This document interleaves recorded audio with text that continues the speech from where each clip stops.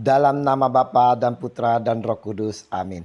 Haleluya. Shalom Alehim. Selamat berjumpa kembali kepada saya tanggal 17 Agustus 2021. Hari ini kita merayakan Hari Kemerdekaan Republik Indonesia. Bacaan-bacaan liturgi hari ini diambil dari kitab Sirak 10 ayat 1 sampai dengan 8. Bacaan kedua 1 Petrus 2 ayat 13 sampai dengan 17. Dan Injil Matius 22 ayat 15 sampai dengan 21. Merdeka! Merdeka! Hari ini negara kita merayakan hari kemerdekaan yang ke-76. Pertanyaannya saudara-saudaraku yang terkasih, sudahkah kita sungguh-sungguh merdeka? Dan apa arti sesungguhnya dari merdeka itu?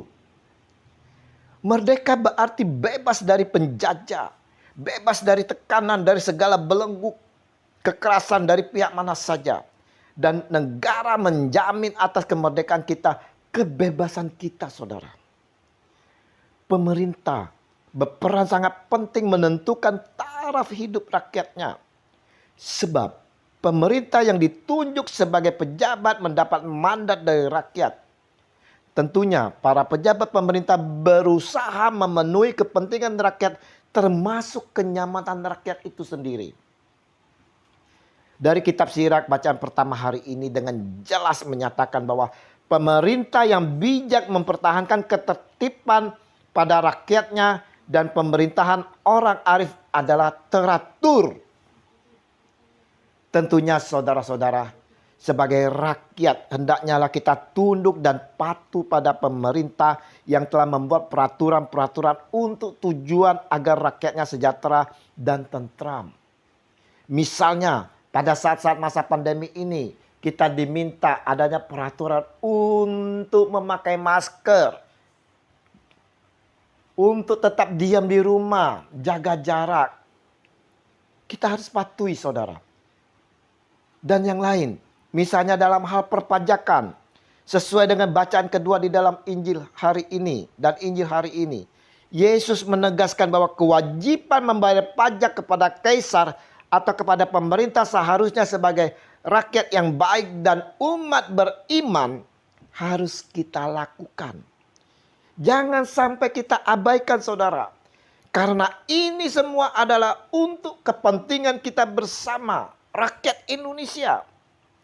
Di mana hasil pajak dipergunakan untuk kesinambungan roda pemerintahan, untuk membangun infrastruktur dan kesejahteraan rakyat. Pelajaran kedua yang dapat kita pelajari dari bacaan hari ini saudara-saudara adalah pujian yang digunakan untuk menjebak. Kita melihat sikap orang Farisi ini yang memuji Yesus Tuhan kita hanyalah untuk menjebak Yesus. Dan sikap ini sering kita jumpai di sekitar kita. Atau bahkan diri kita sendiri bersikap demikian. Di mana dengan pujian terhadap seseorang kita ingin mencelakakan orang lain. Atau paling tidak untuk sekedar basa-basi dalam etika pergaulan.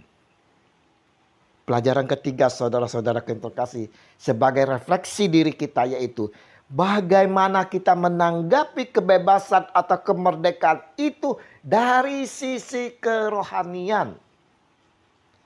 Hendaknya kita sudah tidak terlibat lagi dengan perbuatan-perbuatan jahat atau dosa lagi yang sekian lama telah membelenggu diri kita.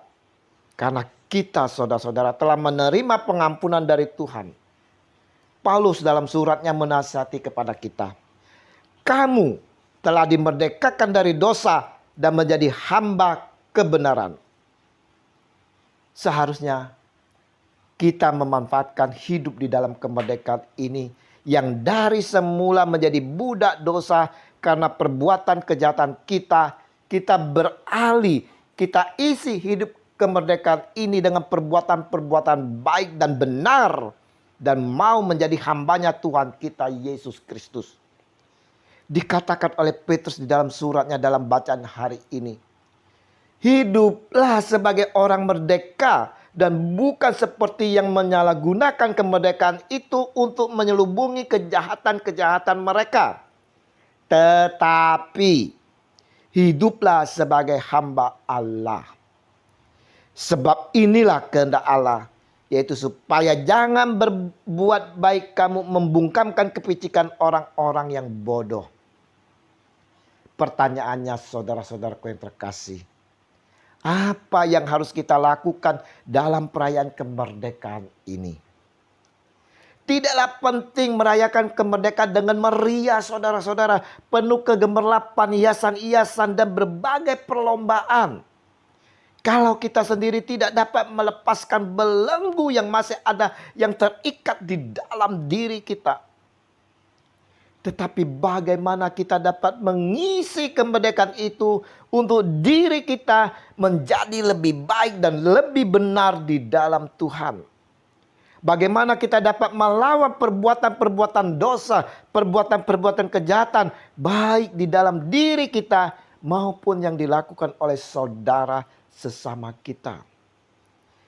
Jadikan saudara-saudara momentum hari kemerdekaan ini bagi kita untuk memerdekakan diri kita dari intrik-intrik yang mau menjajah kita, yang membelenggu diri kita, melepaskan ikatan yang menjerat kita. Karena semuanya itu telah Yesus lepaskan bagi kita saudara. Telah Yesus hancurkan dengan kuasa darahnya. Dengan demikian kita pun dapat membantu memerdekakan, melepaskan saudara-saudara kita yang masih terbelenggu.